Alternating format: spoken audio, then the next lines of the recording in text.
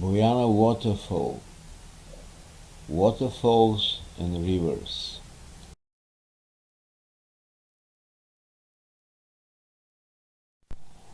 A river is a natural flowing watercourse, usually fresh water flowing towards ocean, sea, lake, or another river.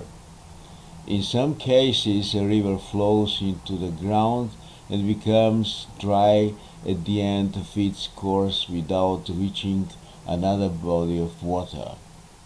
Small rivers can be referred to using names such as creek, brook, rivulet, and rill.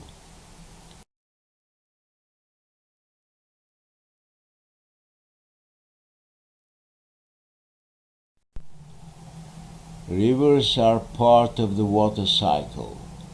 Water generally collects in a river from precipitation through a drainage basin, from surface runoff, and other sources such as groundwater recharge, springs, and the release of stored water in natural ice and snowpacks.